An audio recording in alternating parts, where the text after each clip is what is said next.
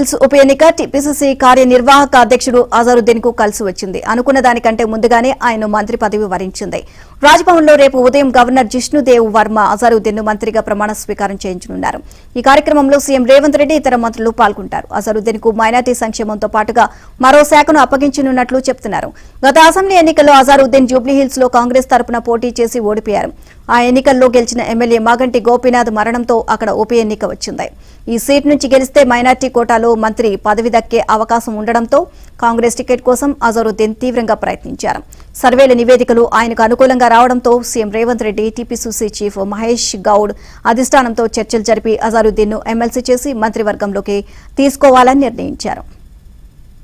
ఈ కార్యక్రమంలో సీఎం రేవంత్ రెడ్డి ఇతర మంత్రులు పాల్గొంటారు. అజరుద్దీన్ కు మైనార్టీ సంక్షేమంతో పాటుగా మరో శాఖను అప్పగించనున్నట్లు చెబుతున్నారు. గత అసెంబ్లీ ఎన్నికల్లో అజరుద్దీన్ జూబ్లీహిల్స్ లో కాంగ్రెస్ తరపున పోటీ చేసి ఓడిపోయారు. ఆ ఎన్నికల్లో గెలిచిన ఎమ్మెల్యే మాగంటి గోపీనాథ్ మరణంతో అక్కడ ఉప ఎన్నిక వచ్చింది. ఈ సీట్ నుంచి గెలిస్తే మైనార్టీ కోటాలో మంత్రి పదవి దక్కే అవకాశం ఉండడంతో కాంగ్రెస్ టికెట్ కోసం అజరుద్దీన్ తీవ్రంగా ప్రయత్నించారు. సర్వేల నివేదికలు ఆయనకు అనుకూలంగా రావడంతో CM Revanth Reddy TPCC chief Mahesh Goud అధిష్టానంతో చర్చలు జరిపి అజరుద్దీన్ ను ఎమ్మెల్సీ చేసి మంత్రివర్గంలోకి తీసుకోవాలని నిర్ణయించారు.